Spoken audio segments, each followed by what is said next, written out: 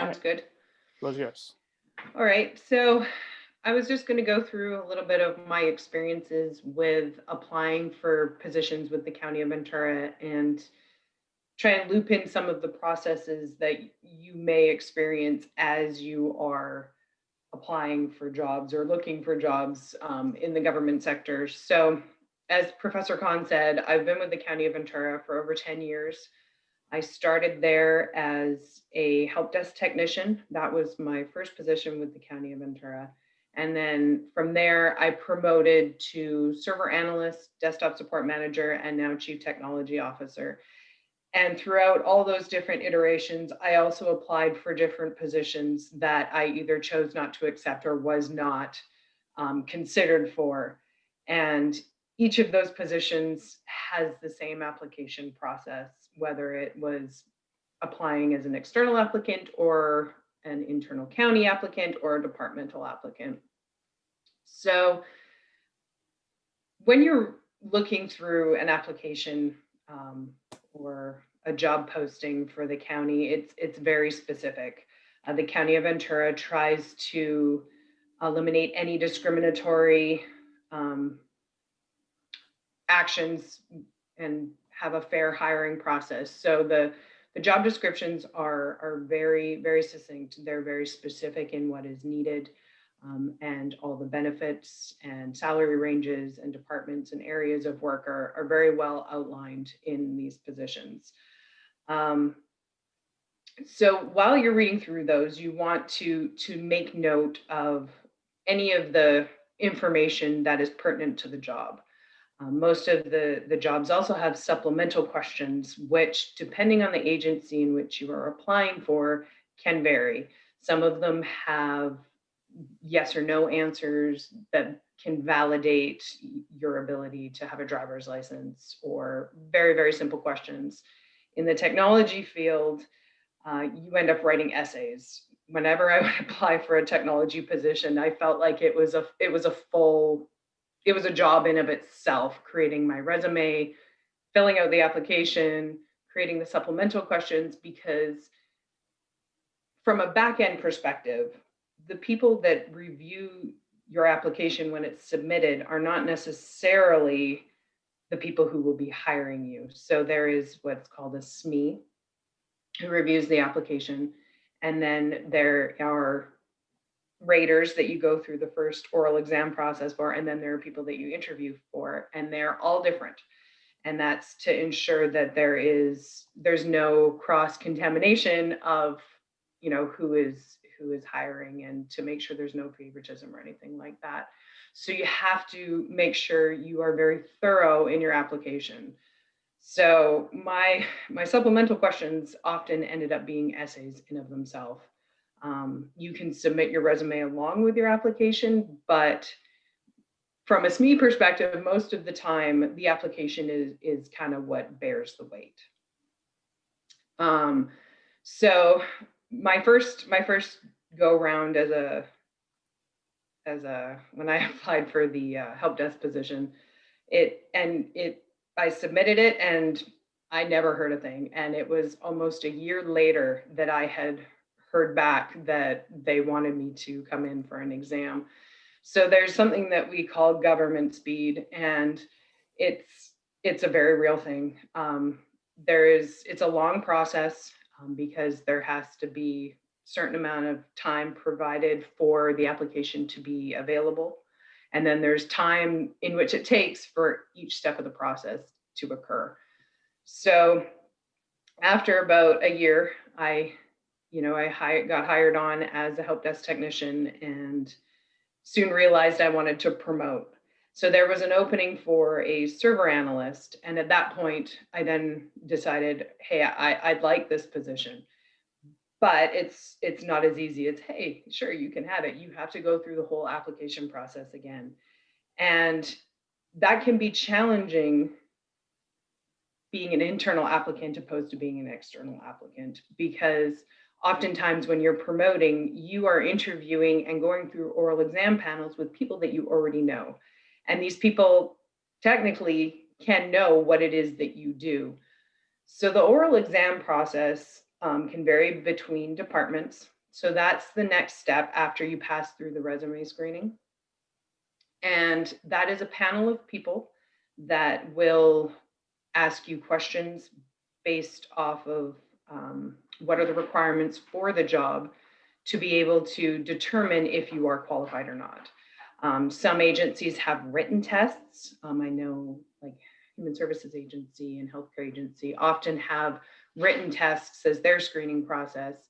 But from an IT perspective, we had in-person oral exams where you would have to answer questions to defend that indeed what you put in your application and what you put on your resume, you really did know. So you had to be able to specifically identify and explain that information. The oral exam process is timed. It's very intimidating. And that is because the people who are sitting on the other side of the table from you either could be colleagues, and you have to pretend that you don't know them because they have to judge you and rate you based off of the information you tell them, not the information they know. That way it's consistent and fair for everybody in that process. So it can be intimidating, and you have half an hour, 45 minutes to potentially download all the information you have to these people concisely so that they can understand and take notes, so that after the fact they can judge you and score you, and then you get rated based off of your oral exam against everybody else as part of that process. So once everyone has finished their oral exam process, you get a score. It tells you what standing you're in. So depending if you got 100 to 95%, 95 to 90, exact all the way down, you are then considered for a second interview. And then the second interview is typically the hiring manager. So it's whomever you are going to be working for. And then someone else, either within that department or someone else the hiring manager feels would be a good person to help judge character or judge additional requirements for the position. And typically, from my experience, I found that the second interview is a lot less stressful than the oral exam because it's more of a conversation. It's more of that point where you can interact back and forth with the hiring manager, whereas the oral panel, you can't talk to the poor raters. They can't talk to you. They can read you the question, but that's pretty much it. So the second interviews are a lot more streamlined. Now, I know with COVID, as with everything else, that a lot of the oral exam processes have changed. They have gone to, and Jess may know this one a little more than I do, but they've gone to a more Zoom type exam process where you as an applicant through the oral exam process are given questions, and you're timed, but you're just talking to your computer screen to disseminate the information that you need to. And then the raters, after you're done, your entire interview, go back and listen to your application process. So in a way, from my perspective, I might actually like that because it takes that added pressure away of talking to people who can't talk back to you, or people that you expect would know what you do. So it kind of takes that human element out of it a little bit. But at the same time, it could be disconcerting because you're just sitting here yapping to a computer screen and you can't read anybody's face. So you don't even know necessarily if you're on the right track. So there's different ways that the county will post positions. There's the external positions, which are posted and made available to anybody. So anybody who's qualified in the general public within the county can apply for those positions. There's also internal postings that can either be countywide, so any county employee could apply for them. They could be departmental. So for example, if you worked for IT services, you could only apply and be considered for that position if you worked for IT services. And then you can even get a little more granular and be like, okay, you work for IT services, but you have to work within the applications department. And some of those are promotional opportunities opposed to open recruitments available to the public. I think the only other thing I have, and then I'll stop talking, is when you're building your application online, to kind of help the SMEs or the subject matter experts, is when you're filling out your application and when you're filling out your supplemental questions, is to make sure that if there are keywords in the job description or there are specific items in the job description that the employer is looking for, that you ensure that either those specific words or words very close to it are included in your application. Because sometimes software can be used to look for keywords, or sometimes if it's people who are experts in that area, they will scan through the applications looking for keywords. And if you use different words or you don't explain it to the point where someone would understand, you could potentially get passed up for something that you could very well be qualified for. So you have 10 days, typically 10 business days, typically with an application, unless it is a shorter one due to high volume like firefighters. I would suggest that you do your applications over a few days. So do the easy stuff, fill out your application, do some supplemental questions, come back, do some more, read it all over again, and then submit it. Because once it's submitted, it's submitted. So I would take it like you're writing a paper, like do it in Word, copy it all down, read it, reread it, edit it, everything. And then when you're 100% satisfied, then submit it. So I think that's pretty much what I've got for you. Perfect. That was very concise, Leah, on the dot. So let's move to Jess. Hey, good evening, everyone. Yes, very similar to Leah's experience. I actually recently got hired by the county of Ventura. My experience was very similar to hers as far as the structure goes, but as you could imagine, meeting in person was really not an option at the time. So we really relied on online technology. So same process. I did have to go through the application process. Um, it is very important to understand what you're applying for. So I will touch on some of the things that Leah already explained because she did a great job, and that's exactly how the process runs. But to kind of give you my point of view of how I went through the process, I'll just kind of give you a little bit more of options to review. So when I saw the job opening, the first thing I did was review the job in its entirety. I wanted to make sure that I knew what I was applying for and that my skills and my experience matched up with it. If it did, then I would absolutely start filling out my application. And as everyone does, you have your template of your resume. I think it's always important to tweak your resume depending on the job you're applying for. So if this is going to be your first time with maybe public sector work and maybe you're applying for an entry level position, know what their needs are. So if it's asking for customer service experience and you work retail maybe, then it's important to put that down as well. If it's something a little higher level, maybe a little bit more years of experience, read that job description and align your skills and experience to that job. So you will have a similar resume depending on what the position is, but it won't necessarily be the same. Because as Leah said, it depends on that department and who's reviewing it. So if you want to use like the scatter option of just kind of sending out your template resume, you're doing yourself a disservice because you should be really focusing on your skills and your experience and how they align with that position. So as I did that, I also looked through what the department needs were. So a good thing for public sector work is a lot of information is available and online. For example, you could look through that department's budget to see exactly what their needs are.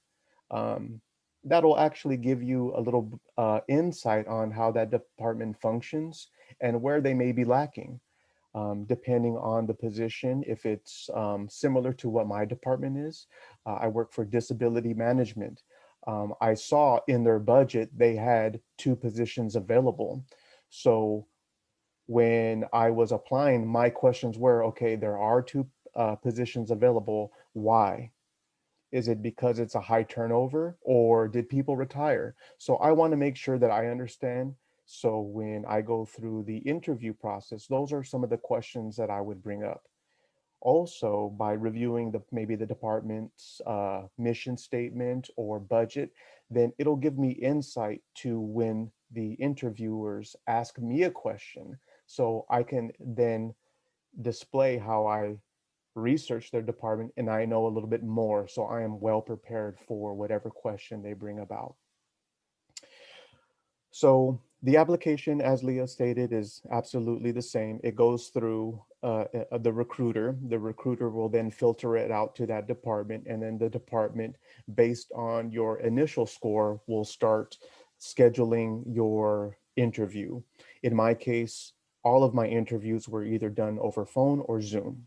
So it's important that you have a proper ringtone, I guess. You know, some phones, they'll allow you to be a little bit more creative with your ringtone. So when someone calls you, it maybe be a song. So, you know, that's one of those little tidbits that you're prepared. So if you have that type of ring, make sure that it is professional if you want a professional job. As you apply, and you will let other people know of your references. Let them know in advance too. So if you have an interview scheduled, contact your references to make sure that their contact information is still accurate, and let them know that they may be reached, called at least by the interviewer. So that gives them time to prepare as well. What I like to do for my references are that I let them know what job I am applying to, how I think I could bring value to that position. So they have a little of an overview of what exactly I'm looking for as a reference. Um, and then finally, the questions that are on the applications, in my case, were very similar to the questions that I was asked during my interview. So it is important that once you review those questions, that you are answering them, but you revisit them to kind of keep everything fresh in your mind when you go into that interview. Um, what I did when my interview was scheduled, I basically studied what potential questions they may ask. I looked through the questions of previous positions that they asked as well. Again, a good thing about the job announcements is that you could look through other positions that are maybe similar and see what questions that were asked of similar positions. So maybe that'll give you an idea of potential questions during your interview. And then during the interview, you know, it was a change because you cannot necessarily read body language as easy as you could during a one-on-one. So that was a challenge. I am more of a kind of a physical talker. I use my hands a lot. So that's something that I really had to tame when I was doing it online. Um, and to rewind just a little bit, making sure that your technology works before the interview. So if they give you a link, just test the link, do whatever you can to make sure that it goes as smoothly as possible. Have your quiet room. We all know now because we've gone through classes with Zoom. So just making sure that everything is good to go before your interview. It'll help you as well, kind of temper the anxiety a bit. And finally, after the second interview, you know, it was again on Zoom, and this time it was with the hiring manager and my potential manager. And as Leah said, they stepped away from the template questions that were asked during the first interview, and this was more of situational, more of a personal questions that kind of, I think, was questions that give them a sense of how I am and how I work. And I think they were gauging on how I would interact with the team. So it was a little bit it was informal as far as the way it felt, but again, it was online and it was a little hard to read. I remember when I was going through one of the answers, I cracked a joke at the end, and there was no reaction. I was absolutely okay. That didn't work. I'm not gonna get it. Oh my gosh, I was so heartbroken. But I didn't realize that there was a stall between me speaking and then them reacting. So it took like 3 seconds, which to me at that time was like a whole minute, 5 minutes. So finally they laughed and I felt a little bit better. But practicing over Zoom and your conversation will help out as well. Um, and yeah, for your preparation, again, a lot of good information is online. Um, right now, I would say because a lot of public sector employees are really busy due to the COVID situation. But if you have any contacts, or you could ask contacts what they think of certain positions. LinkedIn is a good source of networking. Your alumni is a good source of networking. So if you were to ask me, like, hey, I'm a CLU alum, I'm thinking of this position, I may not know the answer, but I may know someone that could help you out. So use your resources as they become available. I use some of my alum that I went to class with and ask them questions specific to the process before I even applied. And she was really helpful. So I would say using the information available to you for better preparing yourself for the position you're applying for. That was great. Thank you, both of you. I think the floor is open for questions. Feel free to ask, or if you feel more comfortable typing it. Either ways, I think we have a good more than 36 minutes left.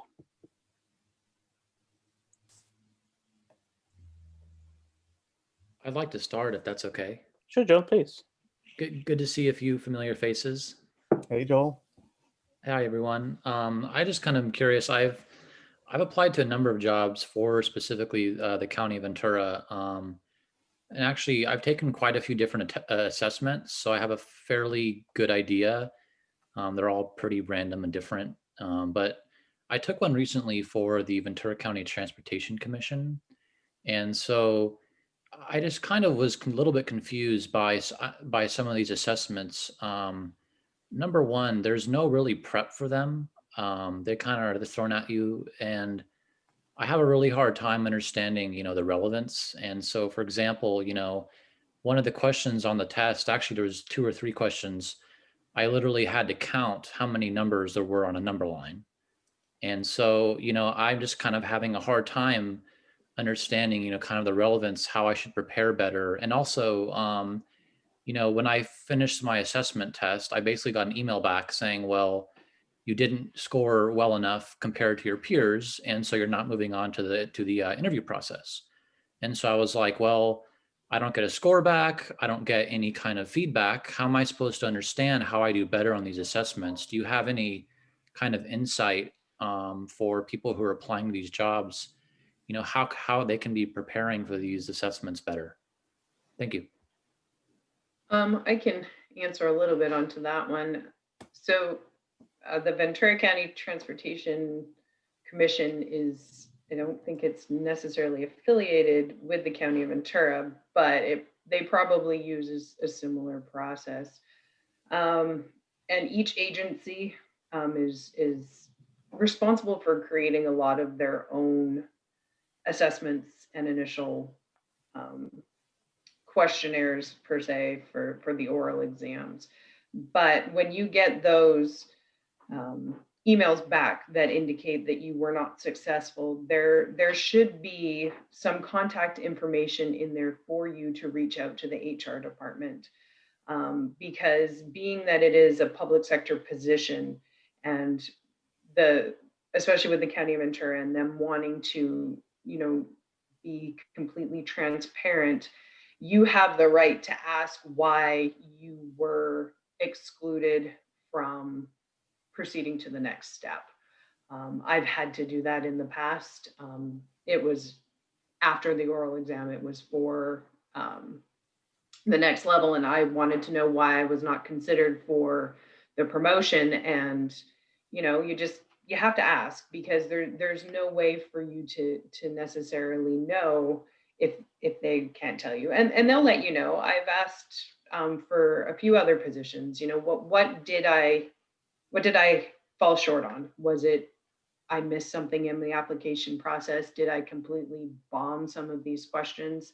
So I wouldn't shy away from asking that. And the HR people will answer you. And if they don't necessarily know, usually they'll find out, why, and then you can take that and use that to build on the next application that you go through. Yeah, to support what Leah said, it depends on that recruitment. Usually what happens is the department will formulate those questions to the best of what they need. And during the initial interview, it's a set of questions that are asked to every applicant on its exact literal phase. So they do not kind of give you an elaboration of the question. It's simply the question. And it is a little hard to prepare for.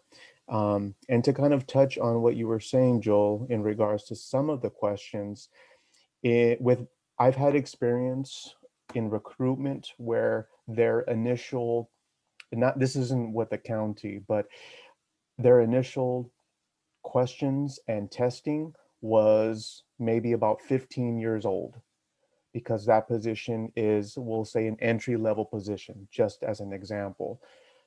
So they may be assessing a new position with 15-year-old questions. And that could be the truth. One thing you can do, and Leah did say, is you could reach out to the recruiter and let them know. There should be, in most cases, because it is public sector, a way to challenge some of the questions if you truly feel that it wasn't fair.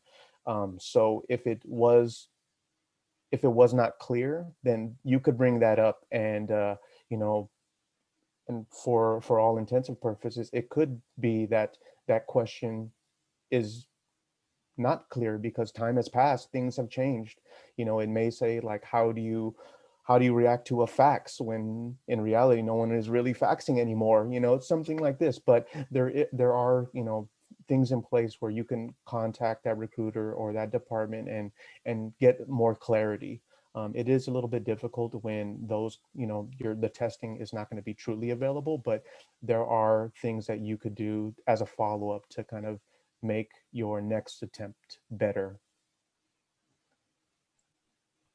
All right, thank you, Jess. And Leah. That was pretty comprehensive. Any other questions? Suheri, Christine? I have a question to throw in. Sure. I'm just wondering if you can speak to how valuable or how useful it is to have an MPPA degree when you're applying. And obviously it's going to depend whether it's entry level or whether it's mid-level, but how does that factor in terms of how is the MPPA degree perceived? And do you think it helped you in getting to where you are currently? I can start again if you want. Sure. I think well, for me, it was 100% perfect timing.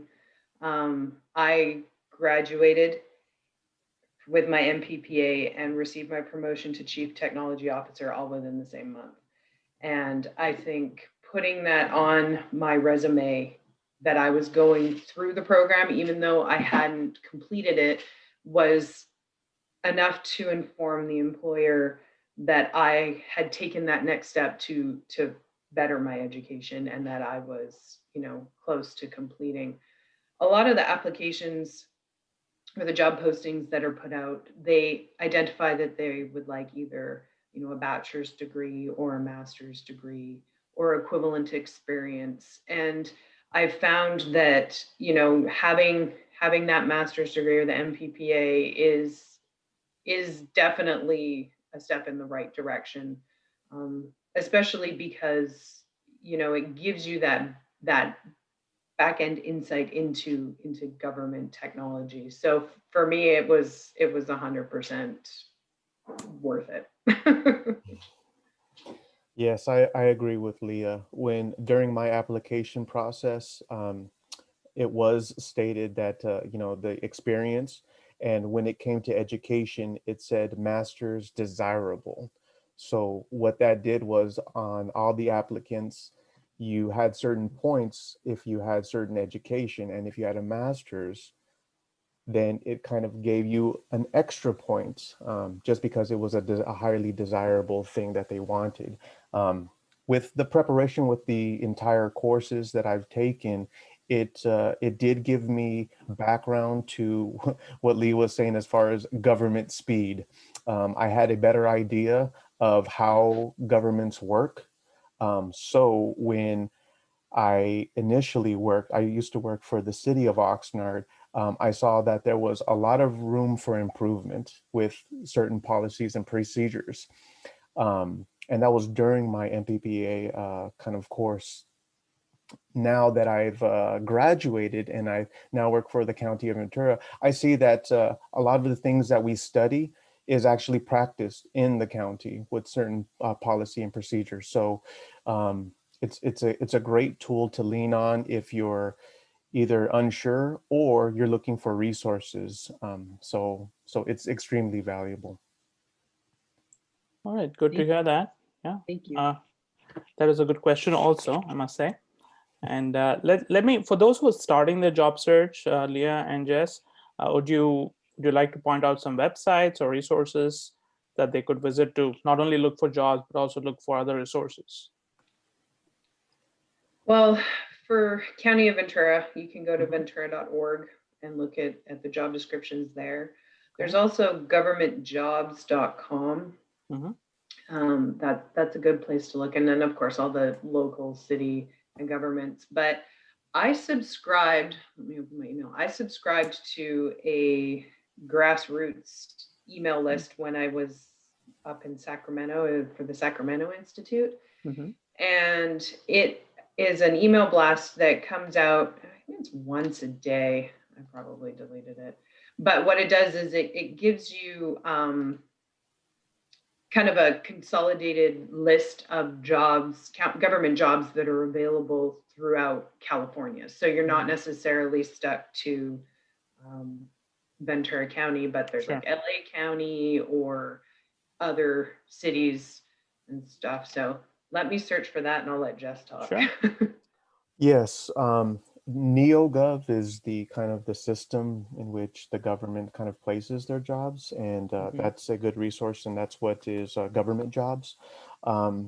I would suggest that as you search for those specific jobs within the public sector, if they ask for you to start to build a profile, I would suggest doing that. In some instances, once your profile is created, you could request that a notification be sent to you for specific jobs you're interested in. So if you are interested in the any type of department or sector, you could ask for a notification for that position. So if it's in finance, then you can get that notification. If it's for, the Human Services Agency, same thing. So I think using those tools are great.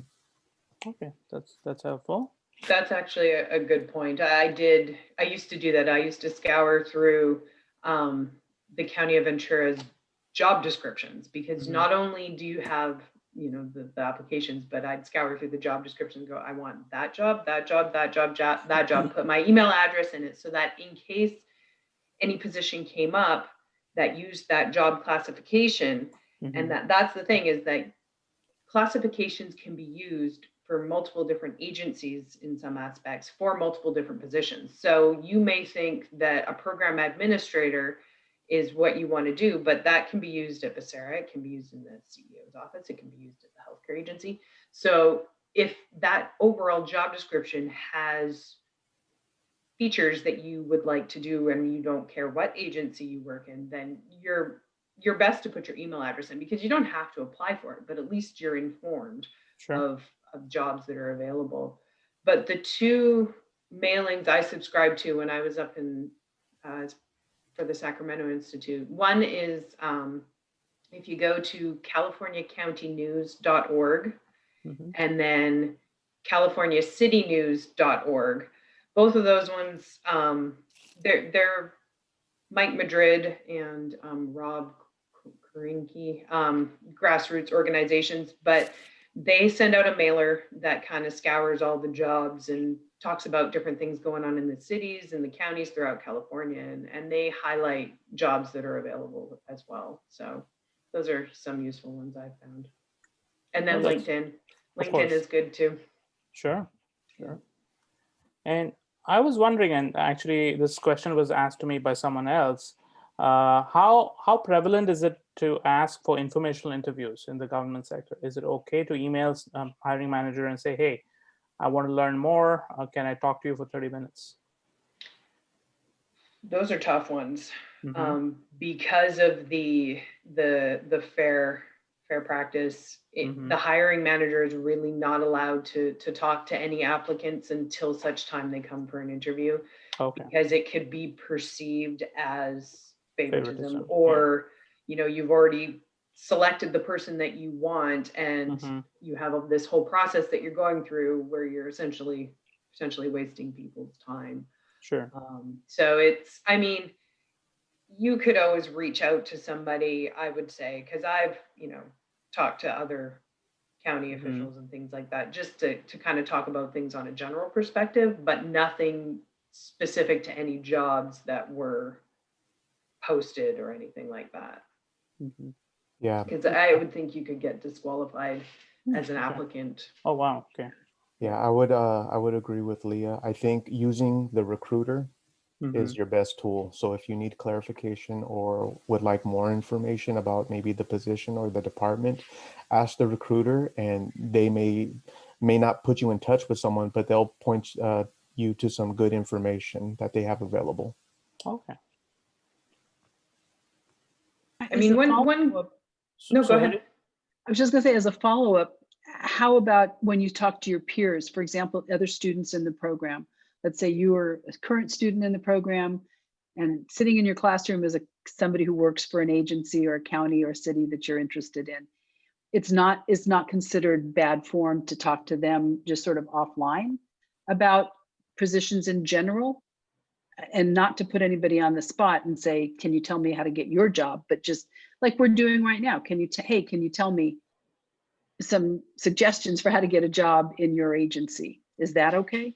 Yeah, I'd say that's okay, as long as you are not currently recruiting. Like for me, if I was currently recruiting for a position and somebody was even in class or in this scenario was like, hey, so this position that you have open, I have a friend, or I'm interested in it, what do you recommend to be able to get me through the process?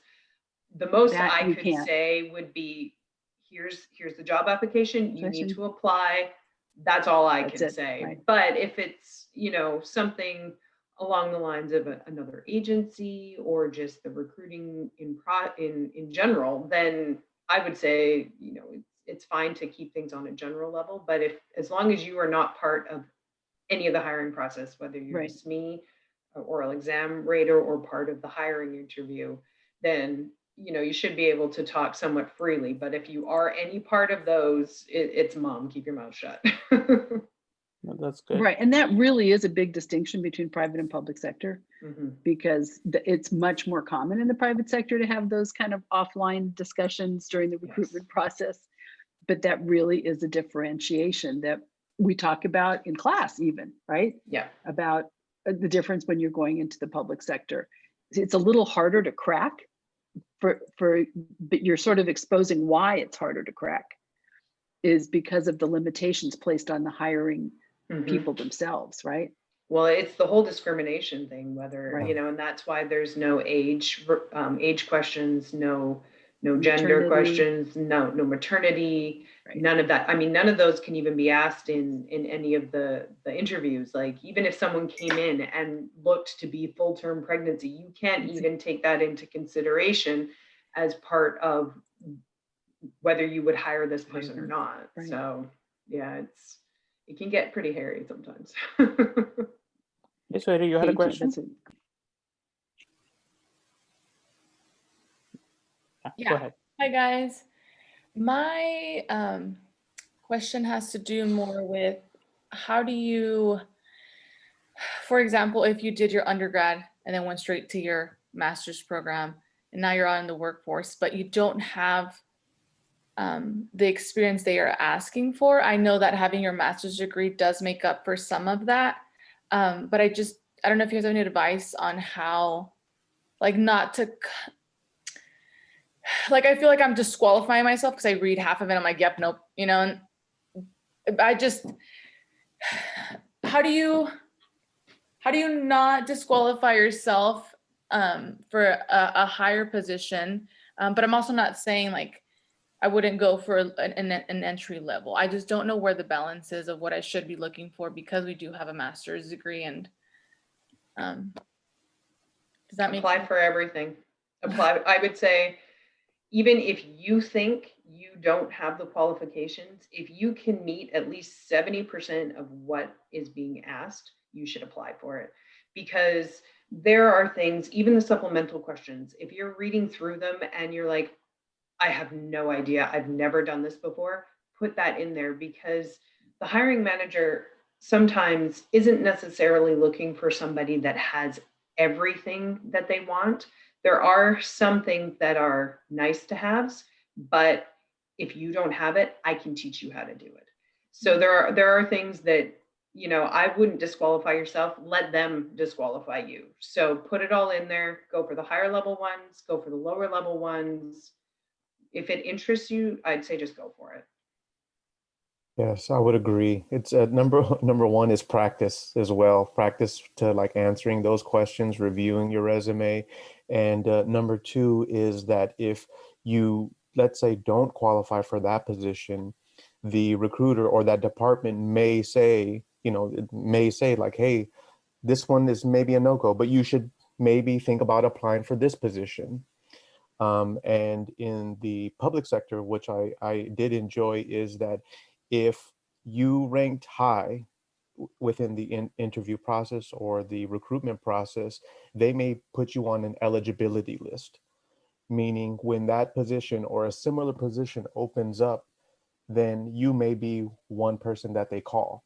Instead of opening it up to the entire, like a normal recruitment, they'll go through the eligibility list. So I remember when I applied to one position in the county, I did very well, and I didn't do well enough to get the job, but they put me on an eligibility list. That list was used on 3 recruitments, and I interviewed 3 times. I didn't get that job, but I still went through that process, and I just had to fill out that one application with that one questionnaire. So again, it's a matter of practice. It's a matter of getting used to interviewing questions. So although you're kind of not getting that job, there is a bright side, because ultimately, the reality is those interviews and questions prepared me for the job I have now. That's very true. The eligibility list is actually very important, Jess, and that kind of goes to what I had said before about the job descriptions and how a job description can be used in multiple agencies. So if you applied for a program administrator for human services agency and you passed through and went through the oral exam, but were not hired by the hiring manager, you stay on that eligibility list for a year, so that if another position of the same job description comes up with slightly different duties, you could still be called for an interview. So that is a very good point. So it may not get posted because the position has already, they've already recruited for it and they have a list of eligible candidates. So you may never see that posting again, but you could randomly get a call one day and be like, hey, you want to come for an interview? So that is a good point. Christine? Everybody, thank you very much for your time.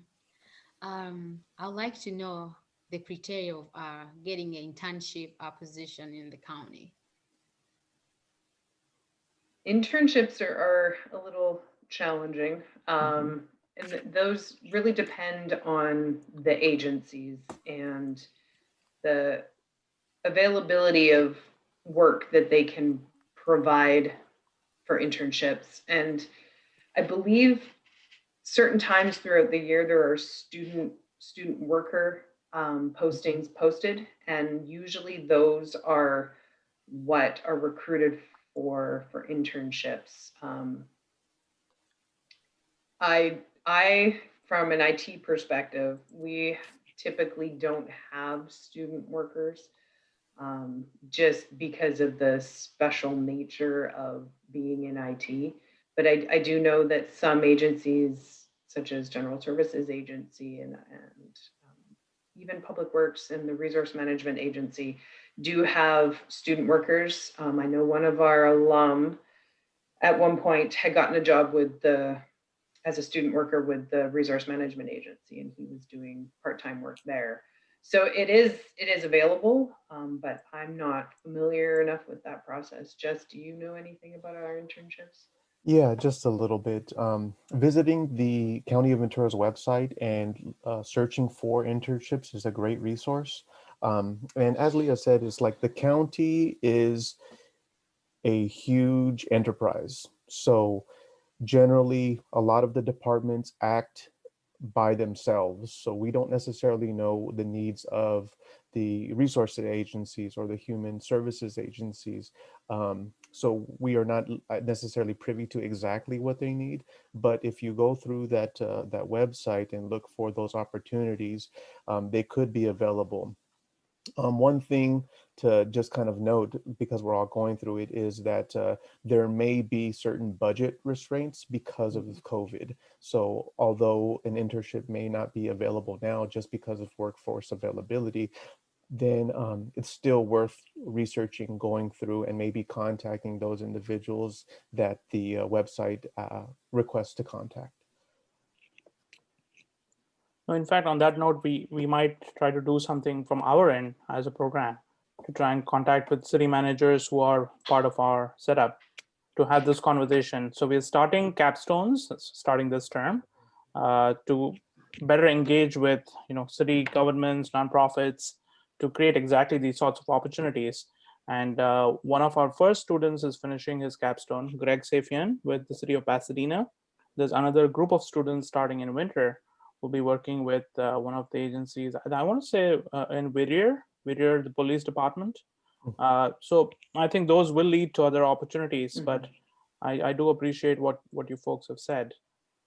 We do have a few more minutes left, so I was wondering if there's any other follow-up questions or any other insights you folks want to share that we may not have covered. I just wanted to add to the internship thing, because that's a really good question. I actually got my internship at the County of Ventura and the Resource Management Agency just from actually reaching out and asking an alumni. And so I've heard that some of the internships that are unpaid, which can actually turn into a paid internship if you do apply to that Student Works internship, which is, I believe it's year round. I don't know with COVID right now, just because there's no in person. But I actually, I recommend definitely reaching out to if you have alum, in class, or just people that have gone through the program who do work. A lot of times the agencies themselves have internship spots available. They don't really kind of market them. They're not really out there. You just kind of, it's more of kind of an ask and find. And so that's actually how I got mine. I talked to an alum and he introduced me to a manager and he said, oh, I think we may have an internship spot open. And so, lucky enough, that's how I got into planning. But I would definitely recommend just kind of asking around and seeing if there are, internships available. Because lots of times, at least from what I've heard from managers when I was there, is that they're very open and willing to, get interns in. You just kind of have to be more forward and kind of ask them and say, do you have anything available? That's a good point, because I know we had been asked in the past in the IT department if we had any internships available, and part of it is we want to be able to have something for an intern to do, not just bring them in for the sake of it. So, asking is definitely a good point, because you don't want to be bringing someone in and be like, okay, well, here, go sort papers. You want it to be worth your time as the intern and then worth the agency's time as well. So I have a somewhat related question if no one has any questions. So how does volunteering look when you guys see that if someone is already employed full-time, let's let's take Suheri or Joel, for instance, and they are aiming for a certain job, but they don't have the time to do an internship, but they volunteer in their own spare time with another organization that covers those skill sets in the area of that particular job. So would you take that seriously? Would you consider that as something working towards that particular role? I would. I would Yeah. think if you volunteer your time that doesn't Mhm. interfere with your job at the county, and it's on your resume, Right. that is legitimate work, Mhm. whether you're paid or not. That would help you with getting promotions, Mhm. um, but it wouldn't necessarily help you with being able to do duties outside of your current role. So Sure. that's one of the things with county employment is, especially when you're in the union, is the job description in which you are in is really the duties that you are expected to do. Going Mhm. outside of those duties as a union member kind of infringes upon the union requirements, and you can be classified as working out of class. Um, but I would say, just in general volunteer experience, you should put it on your resume. Even work that you do as part of a capstone or anything like that, I would put on your resume as well as unpaid work. I used project work that I did as part of my MPPA on my resume because it was legitimate work. And whether or not you're paid, it shouldn't be disqualified because it helps build your skill set. Sure. Yeah, absolutely. To support that, yeah, it does count as experience.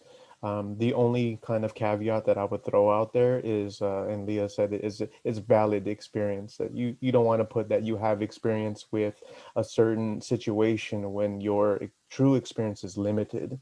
So we Mhm. want to be like as honest as possible and putting your experiences out there to best kind of put your best foot forward is also a good thing, but we want to make sure that if you're asked a question, then you could answer it, as part of that. So although we took some of these classes, I don't necessarily want to lead anyone to think that I have more experience than I truly have, because that could, you know just in general, once you're interviewing, that could kind of sway the whole attitude. Absolutely. Absolutely. Oh, this is good. I think all everything you've said is helpful, and I think for folks, especially starting their careers or making a transition, I think all these tips are helpful, especially in these very interesting times that we're living through. Any final thoughts? I guess you guys can have the last word if you want to summarize any advice, suggestions, and of course, I'm assuming it's okay to connect with you folks on LinkedIn. For Of those of course. you who are not on LinkedIn, please do. And if there are other ways to connect with you, please let me know. I'll be happy to facilitate that. And yeah, I'll let you folks wrap up and we can close this conversation. Okay. I was just you stole my thunder. I was gonna say, feel free to reach out to me on LinkedIn. Yeah, I'm there under Leah Oliver. My hair is a little better in my picture, but if you have any questions about, anything, just hiring processes, how you can do things. If you need help reviewing your resume and you want me to red pen it, I'm really good at red penning things and can kind of give, some insights as to where you might need to, elaborate or make things a little clearer. I would be happy to help out with those. Yeah, same for me. Jess Alaniz on LinkedIn. The only thing that I would say is don't be discouraged. Like my example earlier, I applied to one job. I felt really good about that position. I really thought that I was going to get that job. And the County of Ventura said no 3 times. So it was discouraging, but I didn't let that really get to me. I knew that I wanted to do public work, wanted to work for the public sector. I worked for both a private nonprofit with Pepperdine and then, in the public, and I really like my work. So as you're navigating your careers, make sure that you're taking care of yourself and your career. So if it's something that you truly want to do, go for it. If it's something that you think that you're going to get bored of, then maybe it's time to change your goals a little bit. But don't give up on jobs now, despite what COVID is going through, because they're still being posted. So there are positions out there. All right, Jess, that's a good and optimistic note to end on. And thank you both, Leah and Jess, and thank you all for joining as well. I will share this recording shortly and hope to stay in touch with all of you. Feel free to reach out and we'll have more of these conversations. Just as an aside, we are putting together a fairly exhaustive mentoring program, which is still being developed across the School of Management. So we haven't made it public yet because it's still being refined. So hope to engage with all of you at some point in that as well. If you're interested in learning more, please reach out to me. And take care and stay safe. All the best. too. Good night. Thank Thank you. you all. Nice Good to night. see everyone. See you. Bye.